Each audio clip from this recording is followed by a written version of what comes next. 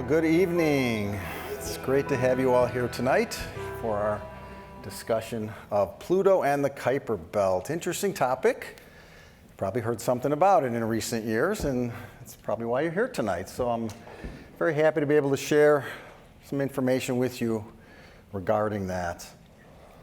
Pluto's always been an interesting topic. It's been difficult to learn about it, and yet we've persevered and made great progress, especially in recent years. So, as I often do, I want to kind of take a historical approach to begin our discussion.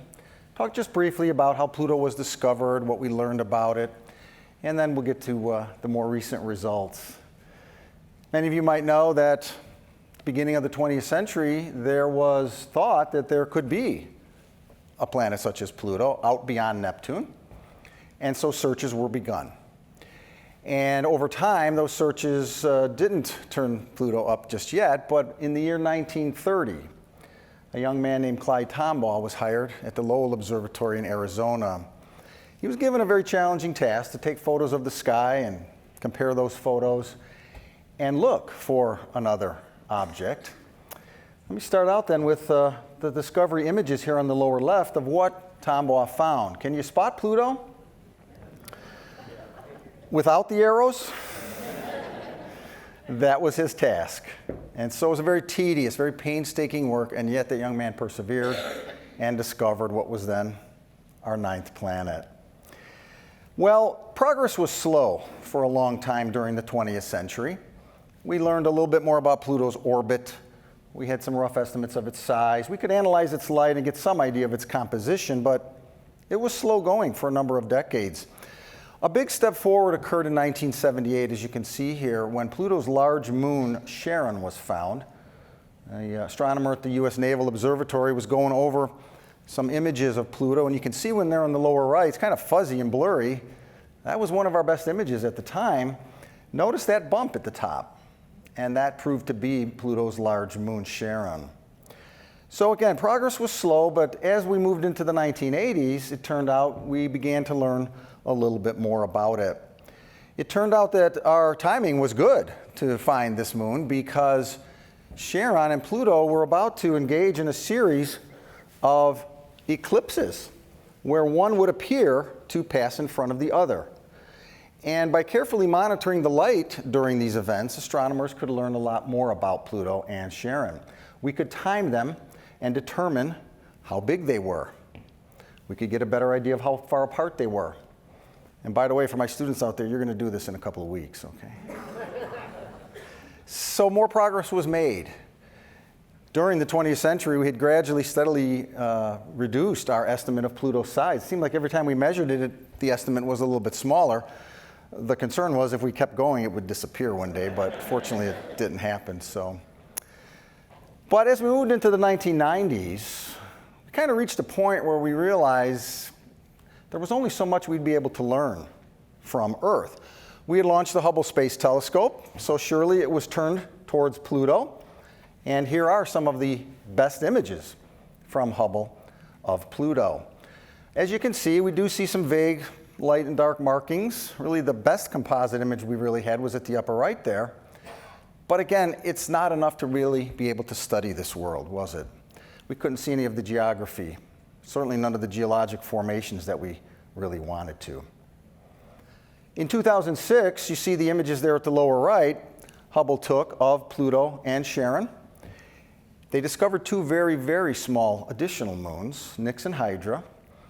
And as astronomers began to analyze this, they came to a conclusion that these moons indicated their formation was likely due to a giant collision.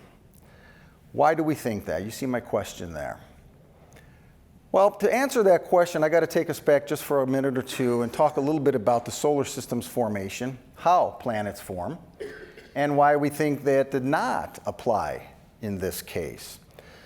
So let me just start out by briefly stating how we picture our early solar system forming from a very large cloud of gas and dust out in space.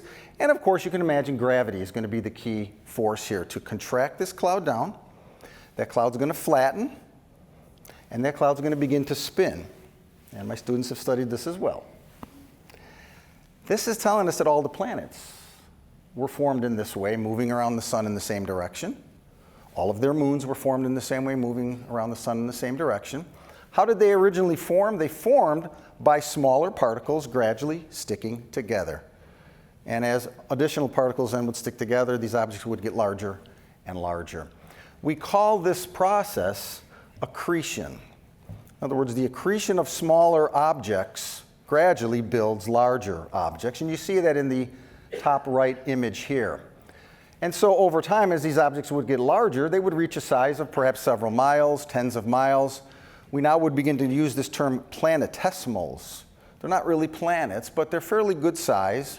Think of something perhaps like today, you might look at the asteroids in our solar system.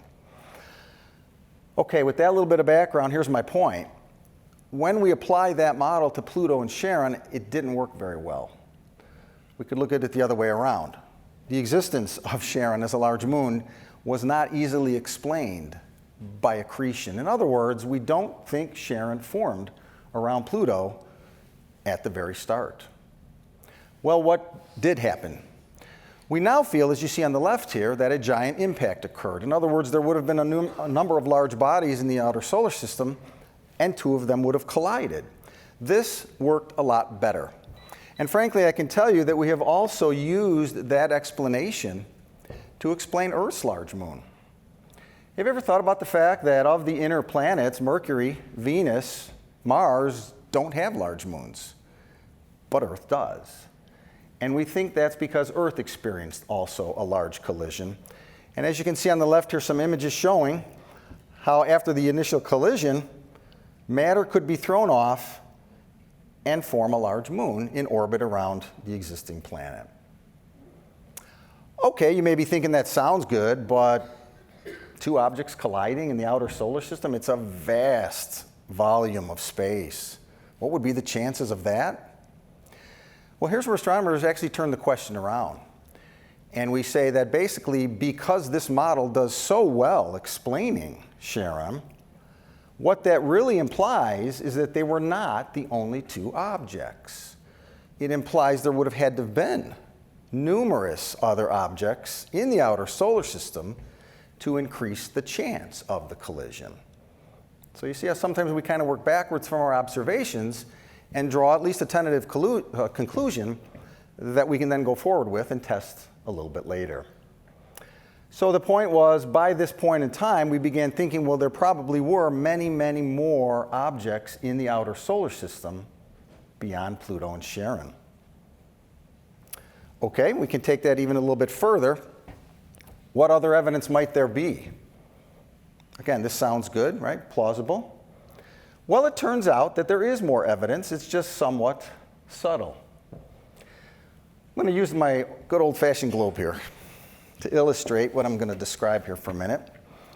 Think about the two planets Uranus and Neptune. Uranus and Neptune both have a significant amount of tilt, just like Earth has a certain amount of tilt.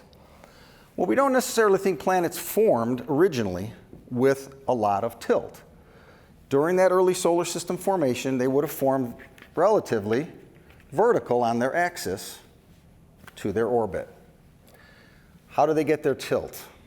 Well, one very simple way is to envision, again, a very large impact knocking a planet over. This well explains how perhaps Earth, Mars, other planets got their tilt. So it's not an uncommon process because we do see numerous planets have their axis tilted over. And it makes sense when you say that the remaining large objects could well have caused that to happen. Turns out that the planet Uranus actually is tipped way over almost 98 degrees. So that clearly could not have formed that way, and almost certainly was the result of an impact. The planet Neptune has a good tilt of about 29 degrees. Let me show you a diagram of a next point I want to make here. So number one, we have this great axial tilt of these two planets, implying that they were likely impacted and tipped over. But number two, as you notice in my diagram here, Neptune has a large moon called Triton. And interestingly, Triton orbits backwards. What do we mean by backwards? Well, again, as I mentioned a minute ago, in the early solar system, that original cloud of material was rotating around the young sun. All the planets are going the same direction. All the moons are going the same direction around their planets. We call that angular momentum. This moon could not have formed going backwards, going against the grain. Well, then how did it get there? It almost certainly had to have been captured. In other words, this would have been one of these other bodies that we postulated. This would have been another body similar perhaps to Pluto that wandered too close to Neptune, and Neptune's powerful gravity was able to pull it into an orbit. So I think you can see here several lines of evidence pointing to the existence of numerous small bodies beyond Neptune. This was something we had not realized prior to maybe the 1970s, 1980s, but in time we began to suspect that. You may also know that during the early to mid-1990s we began finding a few more of those objects. So I'll come back to talk to those a little bit later. As you can see here, we've now called these Kuiper Belt objects after the astronomer Gerard Kuiper, who first postulated their existence. Okay, so we've got a good start, some idea how Pluto and Charon may have formed. It's a very unique system. They're relatively equal in size and mass. But you know, before I go too much further, I'm just wondering, I got to believe there's a question that's lurking in a lot of minds out there. I get asked all the time about Pluto's status. Is Pluto a planet? Do you see what I mean? I can never get away from that question, so I thought, you know, I really should just go ahead and answer that question. So let's talk about that. Is Pluto a planet? You've heard that now for a number of years, and some people are not real happy that Pluto has a different classification. Well, really the question became, what is a planet? This was back about the year 2005, 2006, and it turns out we didn't have a good definition at the time. Astronomers kind of said, yeah, what is a planet? What's our definition? So you may know they met and discussed this, and let's go through their definition of a planet. Here you see our solar system. You see the four innermost planets, Mercury, Venus, Earth, and Mars. You see the large gas planets, Jupiter, Saturn, Uranus, Neptune. And then you see Pluto and a couple other objects. So what is a major planet? Well, the definition says that it must orbit the sun, and then it must be spherical. It must be round. In other words, we don't want any very, very small little rocks floating around. We're not going to call those planets, are we? But here you see the third part of the definition that really became crucial. Okay? Astronomers felt strongly that a planet should be massive enough to clear its orbit gravitationally. What does that mean?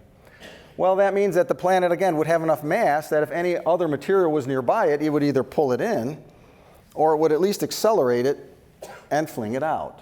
It would gradually clear out its orbital region, depending on its exact mass. The 8 major planets you see there do that. Pluto does not. Pluto is not massive enough. And this is where the distinction began. Pluto then was assigned a new category called dwarf planets. Dwarf planets. Okay, so that's the clarification of the definition. But in recent years, there have been a few astronomers, and I tend to agree with them. We've kind of come up with, I think, a new way to look at this, and I hope it will work for everyone. Okay, let me describe what I mean. I pointed out the 4 inner worlds, and they're very similar. They're relatively small. They're relatively rocky. We call those the terrestrial planets. You see also those 4 large gaseous giant planets. We call those the Jovian planets.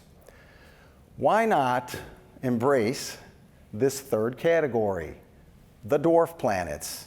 In other words, they can all be planets. What do you think? Okay, so I've been teaching my students this new approach. It seems to be working well. This graph you see here is illustrating what we mentioned a minute ago, that the 8 major planets all do have tremendously more mass than any other material in their orbits. But I think this graph clearly shows that Pluto and these other dwarf planets do not. Now, there's actually some precedent for this. Astronomers have different classifications for stars. There's dwarf stars, there's giant stars, there's neutron stars. They're all stars. So, I put it to you. Can't they all be planets? Thank you. Terrestrial planets, Jovian planets, dwarf planets. Okay? Doesn't make Pluto any less interesting what we decide to call it. Well, let's move on and discuss again how much we've learned recently. As we mentioned, in the 1990s, it was decided that we really could only learn so much from Earth. We needed to go there. And you're probably well aware we've sent spacecraft to nearly all the other planets, so it was decided finally that we would send one to Pluto. This was not an easy decision for NASA. It was not an easy task for the scientists who stepped forward to propose this idea. In fact, great persistence was required on their part. The principal investigator, a man named Alan Stern, showed great perseverance in making this possible. When he first went to NASA, it seemed as if he got told no several times, and they had to go back to the drawing board and make the spacecraft smaller and lighter so that it could be sent to Pluto faster. Well, as you can see here, of course, the exciting big day was in January 2006. On the left, you see the spacecraft on its rocket, on the launch pad, launched on time. And here on the right, you see the New Horizons spacecraft. I won't have time to go into great detail about the spacecraft. I will just emphasize that it's relatively small. It would fit right here on the stage, not too much bigger than a grand piano. It was kept weight to a minimum of about 1,000 pounds. But that had to include a radio dish to talk to Earth, a power supply, computing, instruments, cameras, all of that had to be miniaturized. Today we tend to take that for granted, but that was quite a challenge at that time. And the spacecraft had to be launched at that specific time to reach Pluto on a specific trajectory. So what did it see? Let's get to the good pictures. There was great anticipation. It took a 9-year time period to reach Pluto, and a lot had to be done and prepared for. And I can assure you that that team did their diligence. They worked very hard, overcame many significant problems. Even as the spacecraft was approaching Pluto, they faced one more crisis that they solved only a week before it got there. Can you imagine the anxiety of having to make things right when the spacecraft was that close? Well, in July of 2015, the first images began to come back. How exciting to see clearly now Pluto and Charon, number one, in their correct sizes, their correct colors. We began to discern different areas on their surfaces of darker and lighter areas. What might these be? And so the anticipation, the excitement was building during that week in July 2015. The next day, the pictures showed us even more detail. Now, this is a side of Pluto that unfortunately we would not get to see up close because, number one, of course, the spacecraft is moving very, very fast as it's going to go past Pluto. It can't slow down. And number two, Pluto, of course, is rotating. So there would be a certain time at which we flew past that we would see one side of Pluto quite clearly, but the other side we would not. It would be in darkness. And so these were the best pictures taken of that other side, and they do show us a lot more than we had seen before. You can notice, especially in this right-hand image, a number of what appear to be circular features, likely large impact craters. You notice these 4 dark regions. They seem possibly to be a lower elevation, we might guess. I remember watching as those grew in the cameras during that week. That was exciting. So here we have much better views than Earth, but still not surely as clearly as we would like. That same day on the 11th, we got our first really good look at Charon and saw, again, some very interesting details. Number one, this North Polar region turned out to be very, very dark. So that was a puzzle that needed to be explained. We also see at least one very large, what appears to be impact crater, a circular feature here. And you see some bright material appears to have been thrown out. That's not unusual. Why? Let me back up for a second and emphasize that Pluto and Charon are not entirely rock, as Earth pretty much is. They have a large percentage of ice mixed in with their rock because ice exists in large quantities in the outer solar system. And so slowly, gradually, over long periods of time, many, many, many millions of years, that ice will slowly darken just a little bit due to the sun's ultraviolet radiation. But if you have a large impact into that surface, you're going to excavate ice from beneath the darkened ice that's still relatively bright. We might call it fresh. And this is kind of what we're seeing here. This has been seen on many other bodies, many of the moons of Jupiter and Saturn. So this was a familiar sight. We began to also notice some linear features here. Later on, these proved to be giant canyon systems. Okay, so within a few more days, this became apparent. At the time, of course, there was great speculation on what this could all be. As the spacecraft moved in, even more detail became visible. Notice again, at the top we have a relatively uniform region, at the bottom a very dark region, but what proved to be a very exciting discovery, as we'll see in just a minute, is this large bright region here on the left side of Pluto. This picture was taken over 1.6 million miles in distance, so that's quite far still, and obviously the cameras couldn't see the fine detail just yet. But again, the anticipation was building, and on July 13th, this image was returned. This was the best image that New Horizons could send us of Pluto as a whole. After that, it would get in so close, we would get more of the close-up images of different regions. But maybe you've seen this image. It's become kind of the main image that we see of Pluto from this mission. Notice, again, the variety. Somewhat uniform region here to the north. This large, bright region became very famous and well-known and well-studied, and yet dramatically darker region over here. So here was a lot of exciting things for the scientists to get their hands on, to be able to say, what could this all be? What could it mean?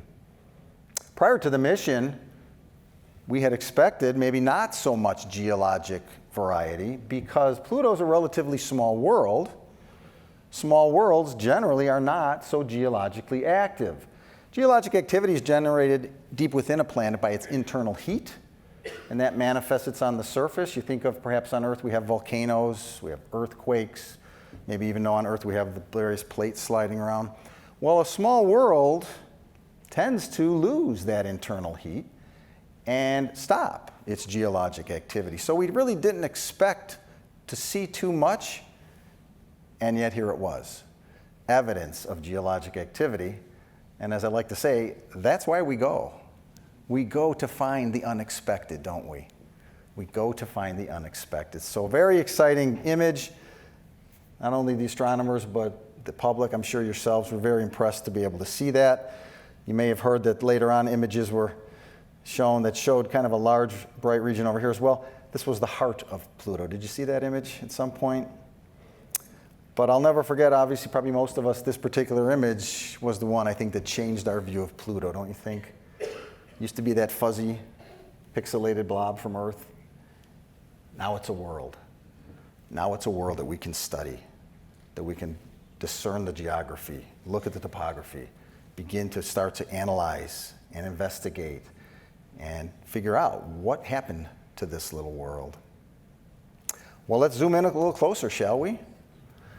As New Horizons sped past Pluto, its trajectory carried it to a location where Pluto blocked the sun. And New Horizons was able to look back and snap these images. Notice the bright ring, the bright glow around Pluto. This is Pluto's very tenuous, very thin atmosphere. It's not anywhere nearly as heavy as ours, as thick as ours, but we suspected it would be there, and sure enough, it showed itself.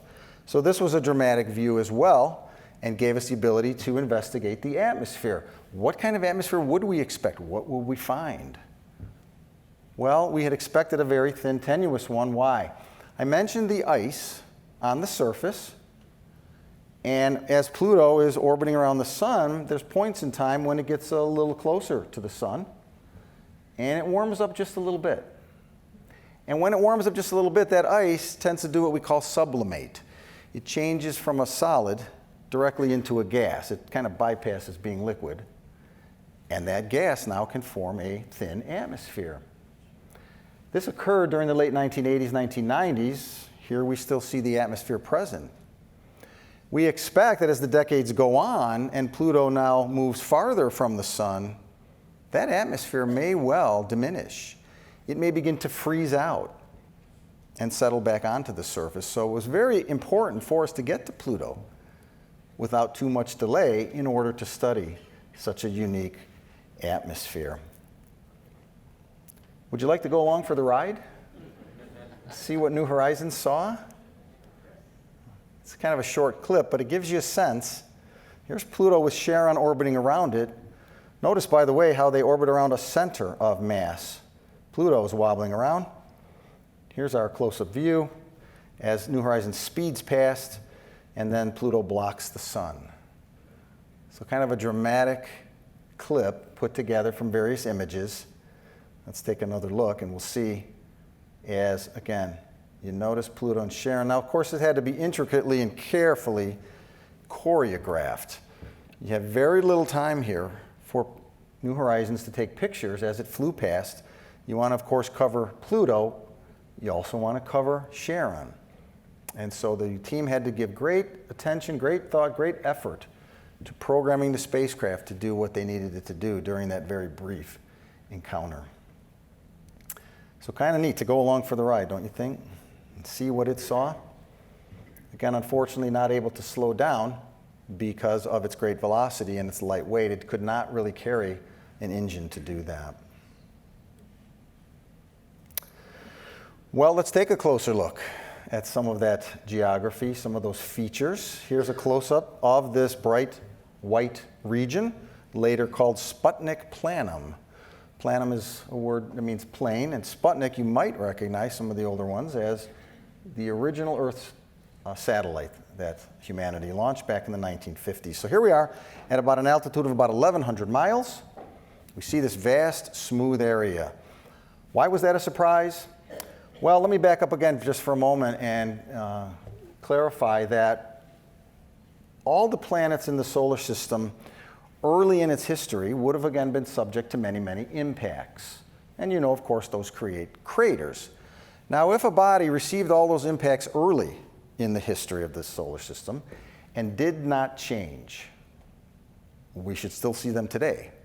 And we do see that. When we look at our moon, we see areas that we don't think have changed since the beginning of the solar system.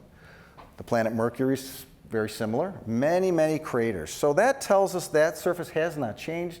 We consider that an old surface geologically. In contrast, other worlds, for example, Earth and others, have certain processes that will smooth over the craters. Think of volcanism. Volcanoes erupt, they spew lava out, the lava fills in the craters. Think of, for example, tectonic motions. In other words, on the Earth's surface, as our plates are moving around, sometimes we push mountains up, sometimes we pull valleys apart. Craters are destroyed there. And finally, worlds like Earth that have an atmosphere can have erosion to gradually erase craters. When we see a region with no craters, we immediately recognize it's a relatively younger surface. Now, the planets are all the same age, but the surface can be younger or older. Think, for example, of maybe an old road. You drive down some old road, it's full of potholes, right? And you think, when are they going to fix this road? Okay? And those potholes are not filled in, clearly. But when they finally do come and smooth them over and fill them in, you say, oh, that's much better. It's a much newer road. The road's not really newer, it's the surface. Okay, so back to my point. When we first spot this huge, smooth region on Pluto, scientists immediately recognize it as a geologically young area. Earlier I had said that Pluto should not be geologically active according to our traditional view of it, but here's Pluto's first really big surprise for us. It does have some type of geologic activity creating this huge region. So a very smooth, very icy region with very few, if any, craters that we've spotted tells us this is a very young surface. Something has been reworking Pluto's surface despite our predictions. Okay, so let's go ahead and take another look. We'll zoom in a little closer on the one region of it here. And you notice not only that bright, smooth expanse, but over towards the left, I want to focus just for a minute on some of this area here. Now you notice too, though, that's roughly a circular feature, and that got scientists thinking, could it possibly have been an ancient impact basin? We use that term for a crater that's really too big to be a crater.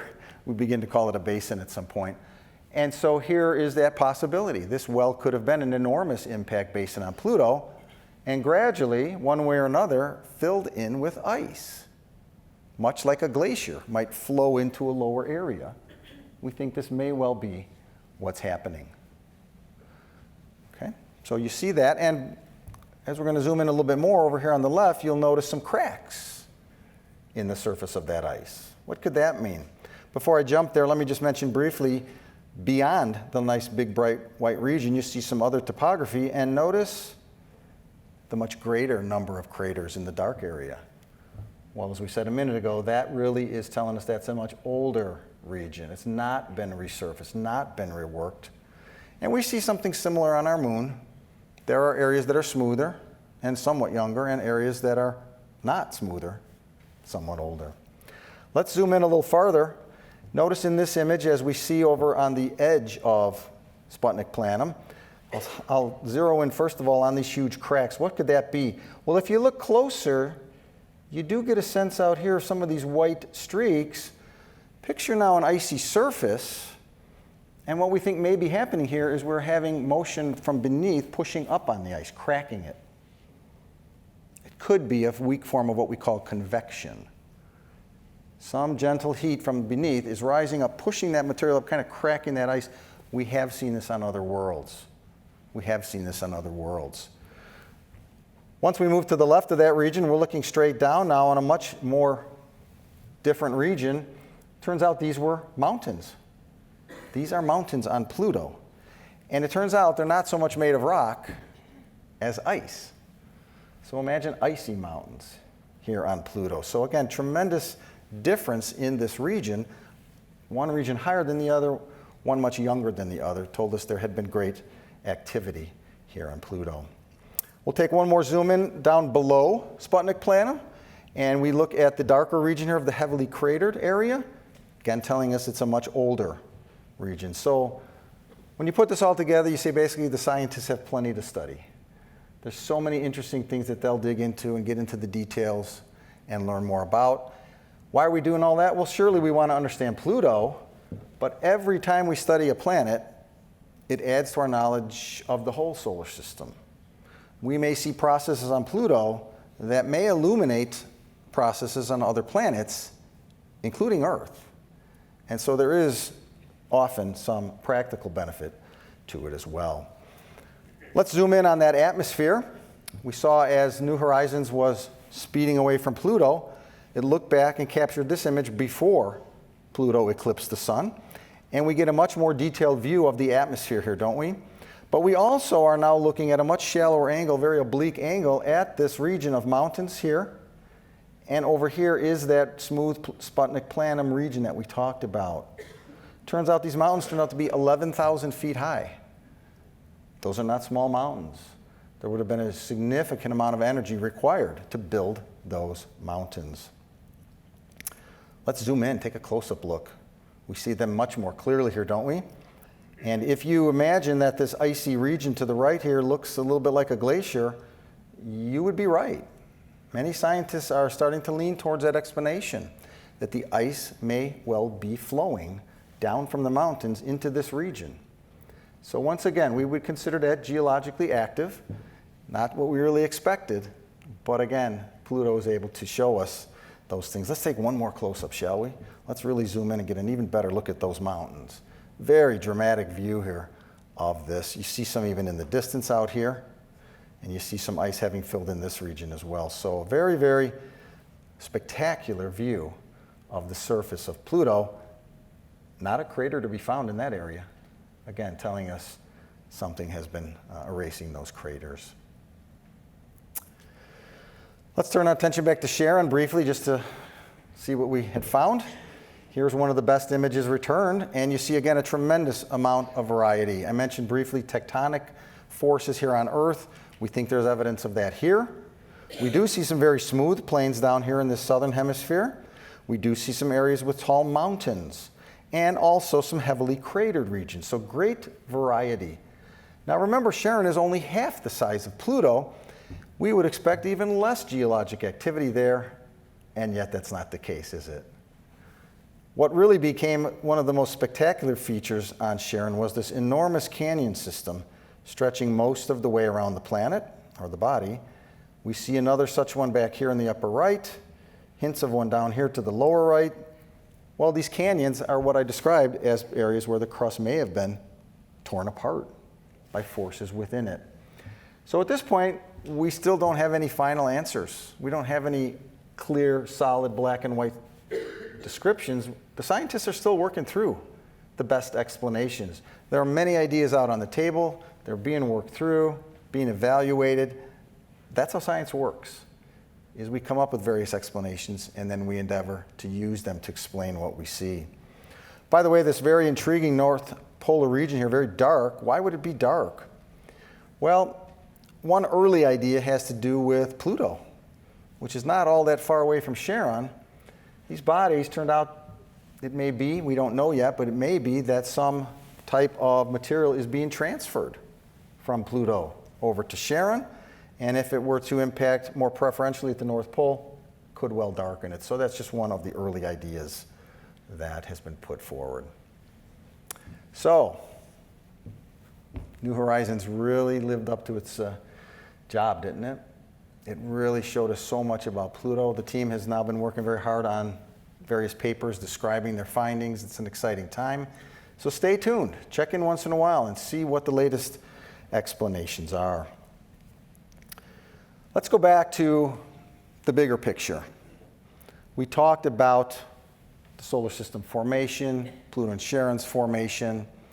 We talked about, of course, New Horizons coming through and taking all these beautiful pictures, showing us all this spectacular stuff. Was New Horizons done? Well, scientists have a way of making the best, making the most of what they have. And so the team, immediately after the conclusion of the flyby here, it's going to take some time to send all the pictures home, but they immediately got busy on a second proposal. They said, we have a perfectly healthy spacecraft, we have fuel, we have communication, we have the team assembled.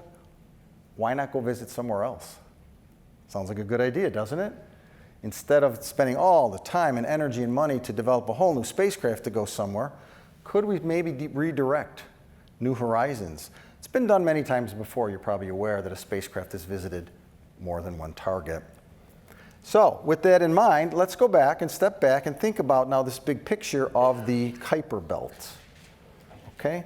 And by the way, it's really hard to draw because a picture like this may make you feel that, boy, there's a lot of particles out there and they're all really close together. Well, there are a lot of objects, but they're not close together. Okay, this is an enormous volume of space out here beyond Neptune. And while it's true there are many, many, many objects out there, they are very far apart. So just take that picture with a bit of a grain of salt. The Kuiper Belt I mentioned was named after Gerard Kuiper, who first postulated it back some decades ago. And the idea being that he fully expected from our solar system theory that there should be leftover objects that never grew into giant planets.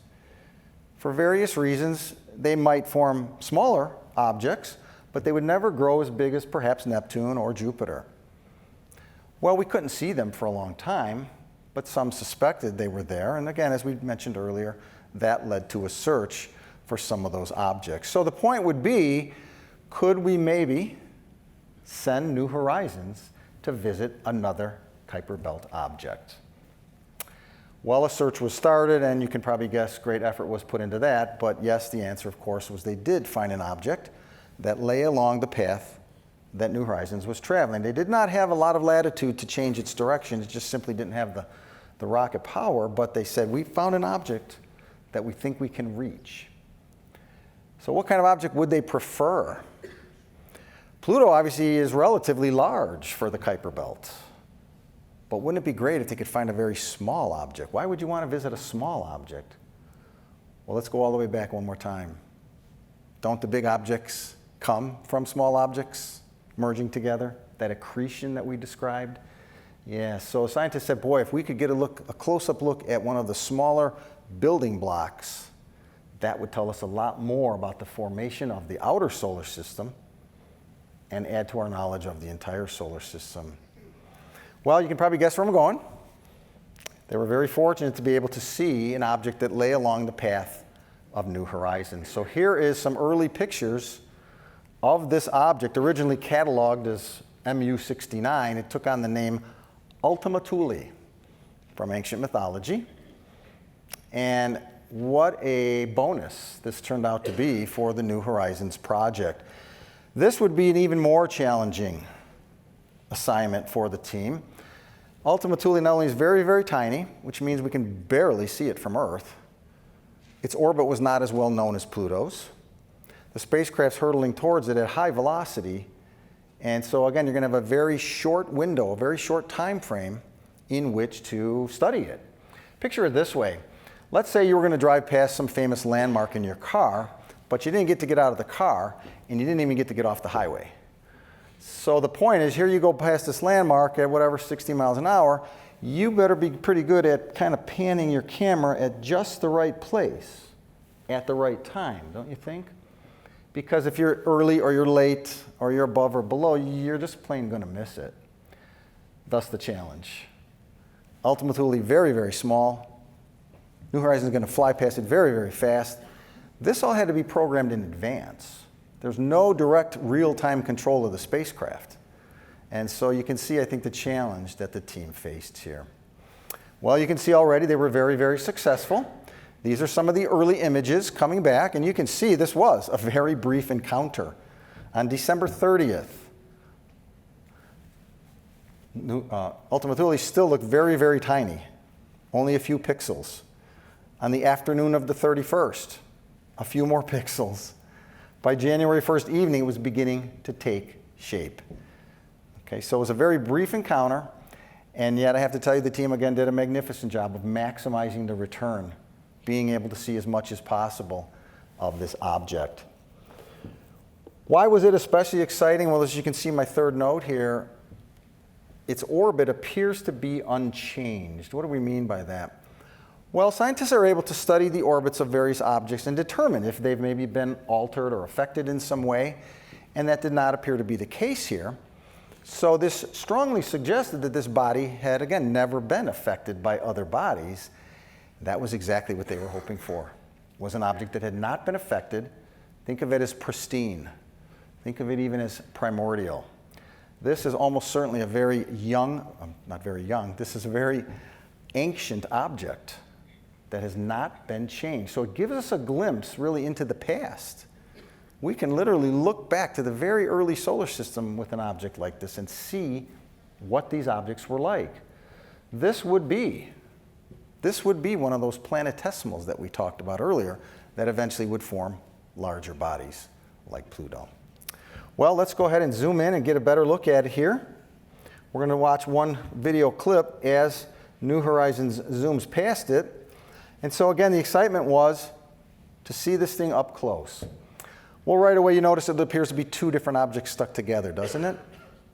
And that's the case. We call this a contact binary. This was not totally unexpected, and I'll explain why. Picture again that early solar system. Countless numbers of small objects slowly growing by accretion, and many of them may as well contact each other. Now you might think, well, wait a minute, if there's an impact, won't that kind of smash them apart? And the answer is not necessarily. Why not? Because most of these objects in the outer solar system, being so far from the sun's gravity, are moving very slowly. The closer you are to the sun, the faster you must move as a planet. But the farther out you are, the slower you move. In other words, their relative velocities would have been very low. And that would allow for this possibility of two objects merging together at a very low speed and not destroying each other, not affecting each other. So again, you can start to see why the scientists were very, very thrilled, really, to find an object like this that we could go visit. It also meant that, again, they remained relatively unchanged. They were not affected by heat or pressure or any such thing. Okay, well, let's go ahead and discuss a bit more about that. You see a couple of pictures here illustrating how, again, a gentle merger could well have brought these objects together. Sure, there might have been a little debris, so to speak, a few other smaller pieces.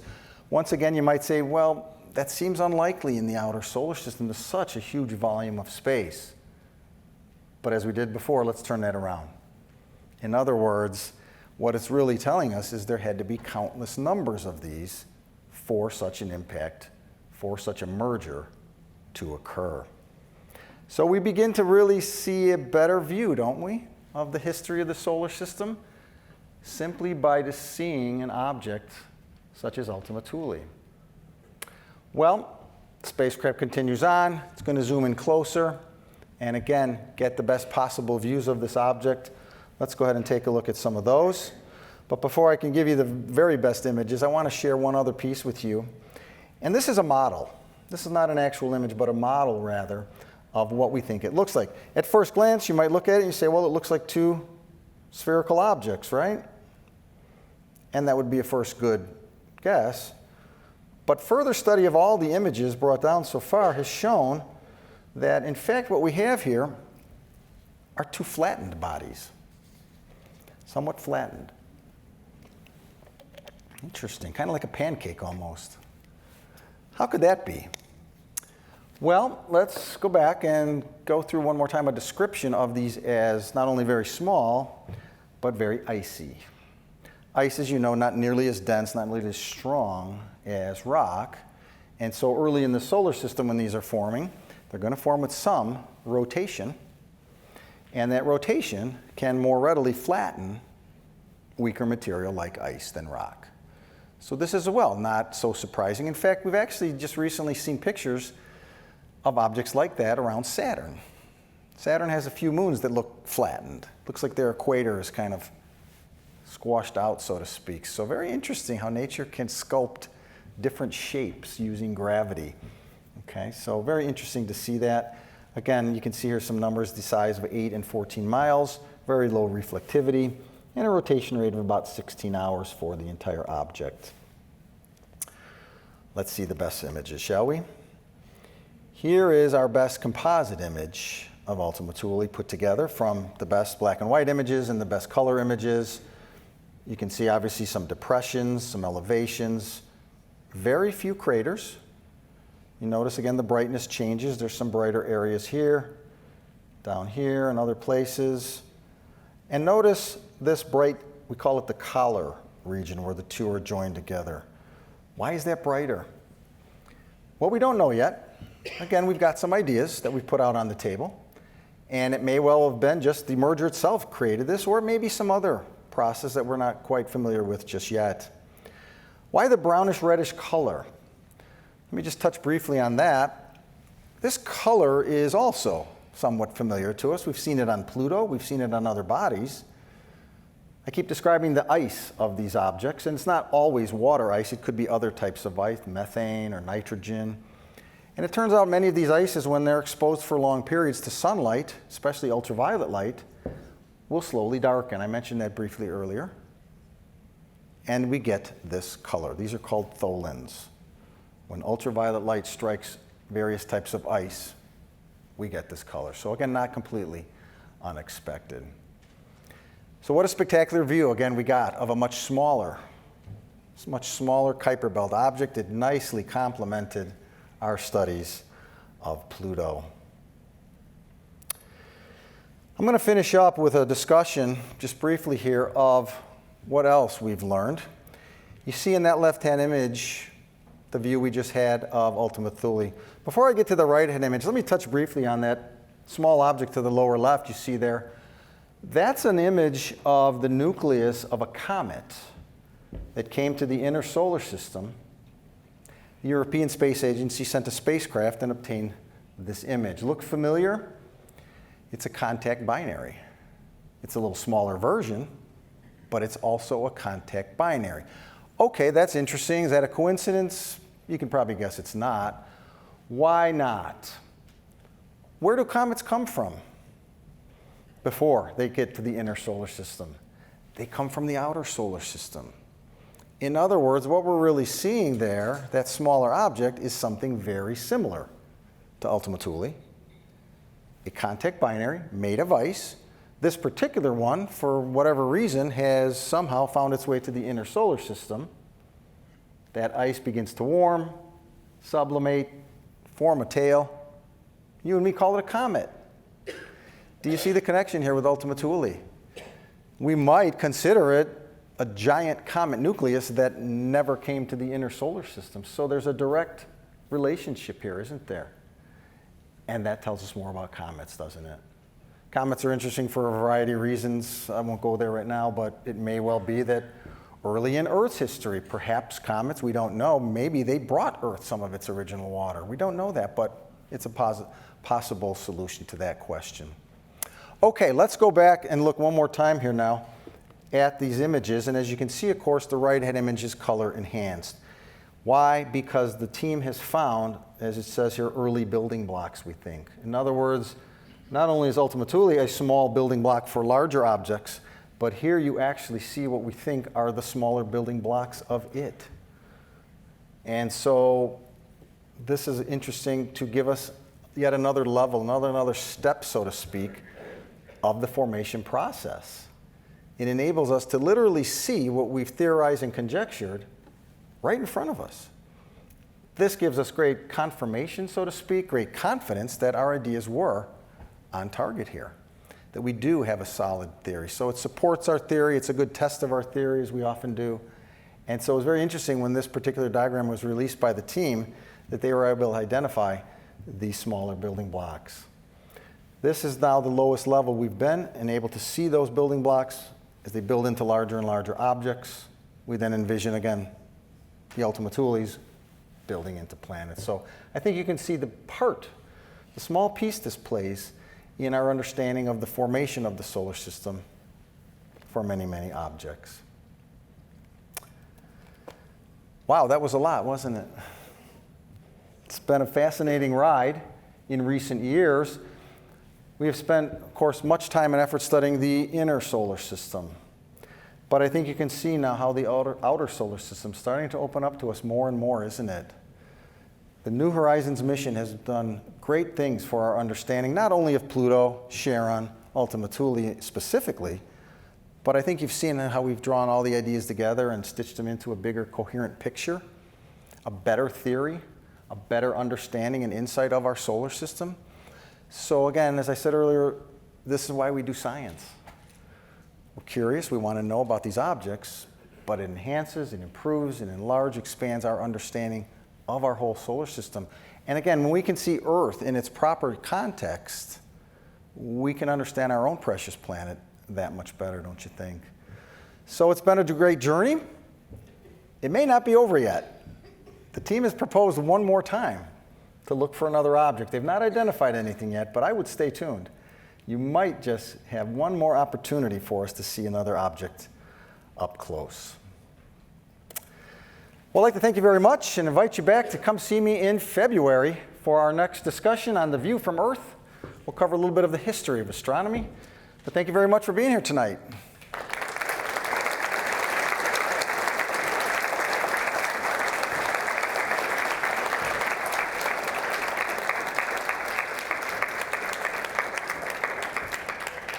And as always, we can entertain some questions. Let me just make one last pitch here. If you'd like to see any of our previous presentations, you can find them out on YouTube. We call them the Steminar series. Many of you were here for the Apollo event this past summer. There's others out there that you might enjoy. And I think I've mentioned that as well. There's actually short courses in astronomy that I've done out on YouTube. Planetary or solar system astronomy, stars and galaxies, or stellar astronomy. These are a little bit shorter in length. You can watch them at your convenience, 15, 20, 30 minutes, and learn about a wide variety of things. I've enjoyed some very nice comments from people, so I encourage you to take a look at those as well. But at this time, I'm glad to entertain any questions. We do have microphones, so raise your hand and I will try to spot some. Let's start with that one back there. Thank you. I've seen several of your presentations. You're fantastic. Thank you. Our president mentioned something about visiting the moon again yesterday, and I was just wondering if if you think that the current administration is going to be more targeting more of the man visits or the scientific the stuff farther out in space. It seems in the last few years we have heard more about returning to the moon, and you might know that NASA has been charged with that. The administration has directed them to expend time and great effort to return to the moon with humans. That's obviously very exciting. We talked about that, I think, this past summer when Apollo 11 anniversary. So that's an exciting thing. Again, much time and effort is being directed there. Scientists, of course, would love to continue to do what we've talked about tonight, sending the unmanned probes out to the various planets. We hope we can do both. We hope we can do both, but it does seem like our current administration is putting emphasis on returning humans to the moon, yes. Okay. Next question. There's one right here.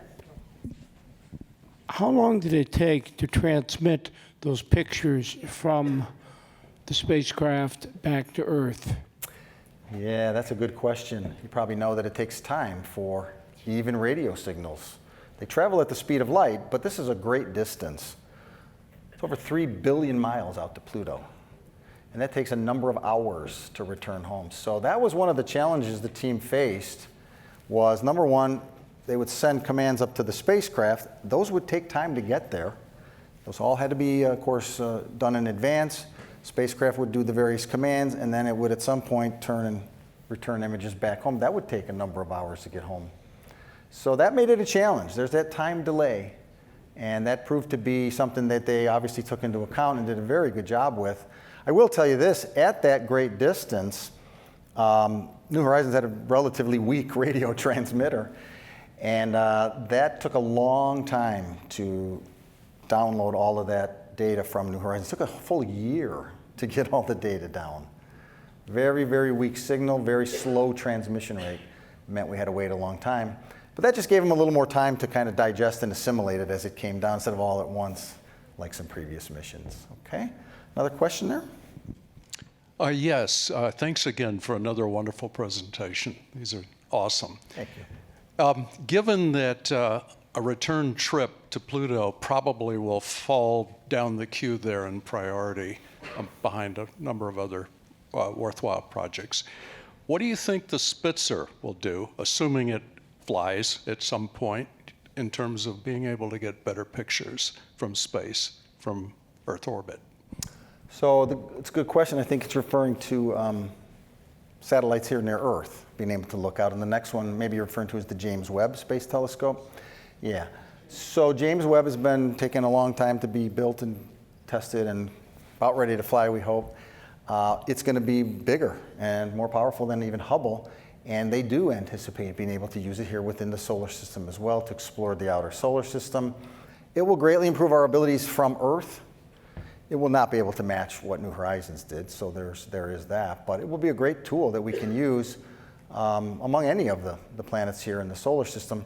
That won't be its primary mission, but I know that they'll find time to use it for that. So we can look forward to some pretty neat results from that as well.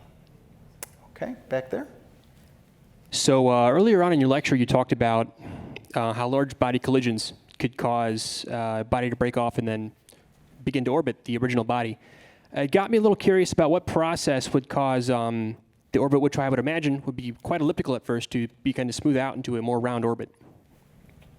Okay, if I understood your question, it had to do with the initial large impacts. For example, we might use the Earth and the Moon as an example, and how that kind of works. It's a complex problem. It's not simple and clean, but we've made a lot of progress lately with supercomputers simulating this. And you're right, when that impact first occurs, there's some videos you can find out on the internet that kind of show what that might have looked like. It would have been the right size body, it would have been the right velocity, the right direction, all that kind of thing comes into play. But you can get a model to work where you have that, and the material is flung out slowly enough that the remaining Earth's gravity does retain it. In other words, Earth was by no means destroyed. Earth was severely affected, but it was no means destroyed. It was really the impactor that was pretty much fragmented. And much of that material now, again, goes into orbit. And I believe what your question referred to was the fact that we have to have what we call tidal forces to slowly, gradually circularize that orbit. And that takes a long time. It can take even millions of years for that to happen. But the result is we do see our moon today, And interestingly, my students will remember this, we've been talking about how the interplay between the moon's gravity and the Earth's gravity continues to this day. It's very subtle, but it's still not zero. In other words, as the Earth is spinning and the moon is pulling on its oceans, it deforms them. And it has a very, very slight effect on Earth's rotation. Earth's rotation is very slightly slowing, which tells us it was faster in the past. Meanwhile, that bulging ocean of Earth is imparting a force on the moon, causing the moon to slowly drift farther away from Earth. And we've even measured that. When the Apollo astronauts visited, they left behind special reflecting devices. We shoot a pulse of laser light. We can measure the moon's distance. We've watched it move over the last several decades, several feet. So very, very interesting how, again, gravity could come into play, does come into play, obviously, not only forming the moon, but over time then kind of, I guess you could say, cleaning up that orbit, so to speak. Okay, good question. One here? I believe the colored structured picture that you showed was released around April, May. Sounds about right. And I also believe that New Horizons is still sending data. Yeah. What kind of data is coming now, and what have we learned since then? So it's not so much imaging data anymore that we're being returned. Most of the pictures are down. In fact, to my knowledge, virtually all that is down. What they did initially was they said, let's do this, barring some unforeseen error, let's get that data down as soon as we can, of course. So they took the data and they compressed it and sent it home. And then they said, well, we have this data set, right, and we think we're good, but any of you IT experts out there might tell me that, well, compression has its own, possible causes of error. Let's get the raw data down. So they spent time doing that as well.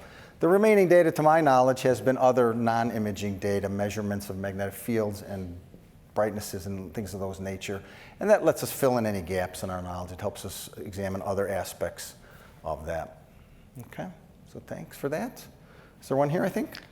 So Pluto is very far from the sun. So what would the sun look like from Pluto if we sent a manned mission to Pluto and there was someone standing on the surface of Pluto? How would the sun look to them? It would look really dim.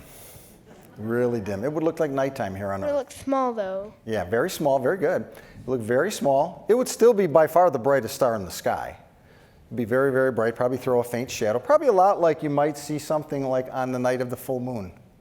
The moon's pretty bright. You say, oh, it's not so black tonight, it's so dark, but it's not daytime, is it? So it's very, very dark. You're right, the sunlight is very, very weak at that distance. Yeah, good question. Any other ones out there? I think I see one back there. Sure, go ahead. So you mentioned that there's a whole bunch of material and objects in the Kuiper Belt. Is it possible that there's planets that are larger than Pluto in comparison to size of Earth or Mars or Venus out there that we can't really see because of how dark it is out there? How should I answer that? Most anything is possible, it seems. The short answer is yes, it is possible. In fact, some of you may know the name Mike Brown. Mike Brown wrote a book, and he titled it How I Killed Pluto, and how it had it coming. And essentially, that was where we developed this new category. Anyway, Mike Brown is an expert in the outer solar system. Mike Brown has led the efforts to research not only Pluto and other, but Mike Brown studies many things dynamically. In other words, he's looking at orbits of planets, and he's using those as a sensitive gauge. Could there be something else out there? He's given presentations even down here in Chicago and other places where he's explained some of his research. It's still somewhat tentative, but they have been tracking, I believe it's 6, maybe 7 different Kuiper Belt objects as carefully as they can, and they found some very interesting pattern. So that word itself tells you something's possibly a cause. It's not a random thing they're seeing. They're seeing some pattern to these orbits. The short version is this: the major axis or long axis of those objects' orbits are all pretty much lined up in one direction. They're not scattered randomly all over. Well, he suspects that may be telling us there may be another large body out there that we've not seen. He's not claimed it to be proof yet, but he said this is strong, suggesting strong evidence suggesting that may well be the case. It could be as large as Earth. So time will tell. He's continuing to pursue that. Other teams, of course, are not only assisting him, but working as well to look into that. So that is possible. And we could spend more time talking about, well, how would that be possible? I'll just give you this one last teaser, is that our solar system has not always looked the way it looks right now. We've learned from studying other solar systems, some of you have heard my lectures on extrasolar planets, that they're very different. They have huge gas Jupiter planets in near their stars, and they have other smaller rocky planets in different locations. And the best way to explain that we're increasingly confident in, is that planets can move orbits. Now, it's not easy, but it can be done. They can exchange energy, exchange angular momentum using gravity. And so the point is, our solar system we don't think has always been as we see it. We think Jupiter had moved in and out. And surely when it did that, if there were other planets nearby, Jupiter would have the gravity to eject them out. It would have the ability to eject them out. So that may well have happened. We don't have proof yet, but that's a very interesting area of research that Mike Brown is leading. I got a chance to see him a couple times and say, come on, tell me. He said, no, I can't tell you. Hey, come on, you know. Over here, question. Yeah, this is just a frivolous question. It's been, I don't know how many years now, but how far, in your best estimate, if you don't know exactly, is the Voyager spacecraft out from the Earth? It's really, really far. So Pluto orbits roughly between anywhere from 30 to 40 astronomical units. Probably a lot of you know an astronomical unit is the distance from Earth to Sun. It's about 93 million miles. So Pluto's out here about 30. The Voyagers out are about 120. So they're 4 times as far as Pluto. Can you imagine that?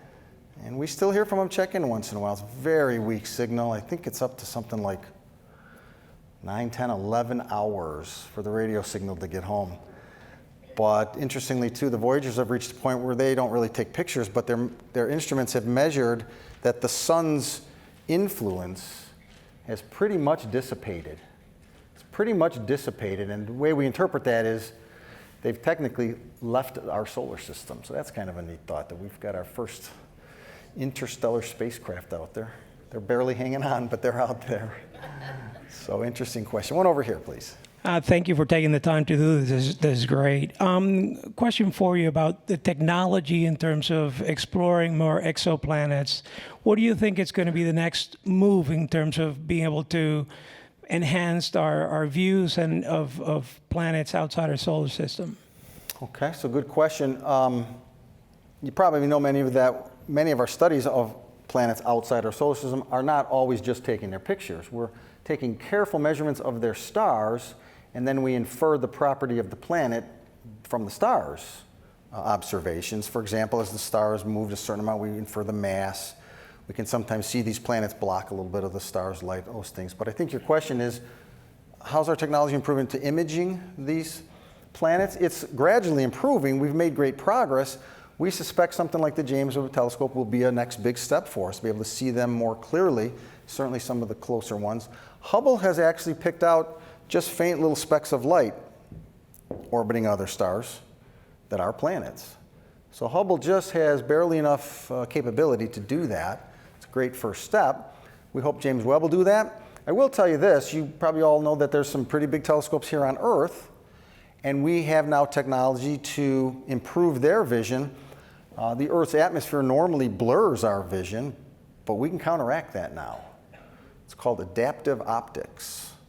We basically have a computer monitor the image and correct for the blurring of the Earth's atmosphere. And so we've applied that successfully. Our current telescopes use that. We're getting some incredible views. Well, the next generation of huge telescopes are being built. They're off the drawing board. They're funded. They're digging dirt right now. South America and other places, they'll dwarf today's telescopes. They'll dwarf today's telescopes. There's the, let's see if I can get them right here, the Giant Magellan Telescope. There is the Extremely Large Telescope. There's one other one I can't think of off the top of my head. But the point is, we have the next generation telescopes under construction. So 5-10 years from now, we should be getting even better images even here from the ground. That'll be an exciting time. Who knows what we'll see. Any other ones over here somewhere? Please, go ahead. My question concerns the areas identified as basic materials on Ultima Thule. Chemically, what do they believe those basic materials are? Well, I don't have all the details. Most all objects in the outer solar system, again, are heavily laced with what we call, the ices. You have not only water ice, methane, nitrogen, those kind of things are very common components out there in various mixtures. And there is some other complex chemistry, which I'm not an expert at chemistry, the interaction of them in that very cold, obviously, environment.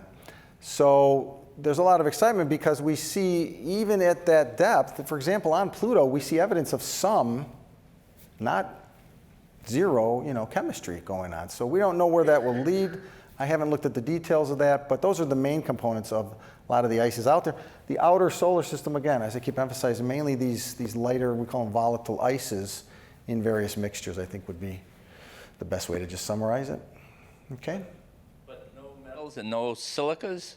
So that's an interesting point. Is there metal, silica out there? Yes, but number one, it's in the smaller bodies, it's mixed in.